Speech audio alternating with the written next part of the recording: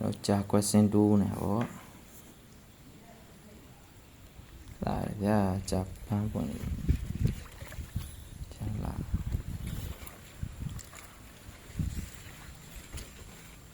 ကျွန်တော်တစ်ခွက်တော့စတွေ့ပြီ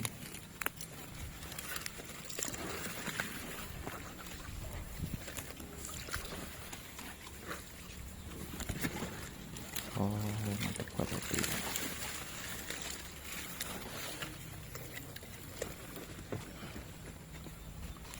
စားလို့ရတယ်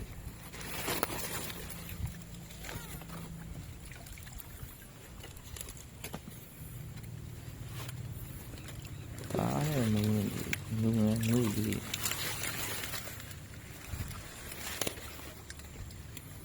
ဒါမျိုးဖြစ်နေမှာကြာ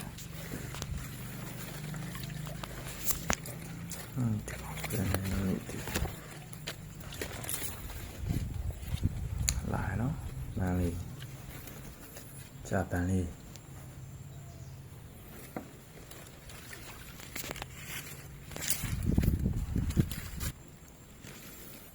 တော့ဒီလိုကိုဆက်ရှာကြည့်ဦးမယ်ဒါဆိုလို့ဒီ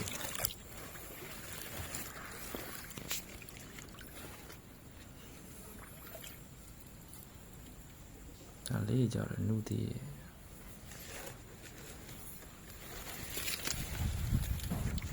ဆက်ရှာရင်းနေ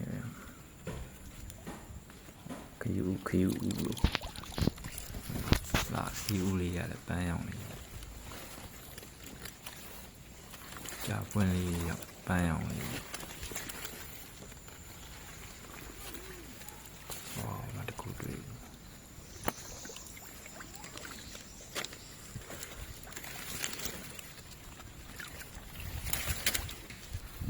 လာရကြာ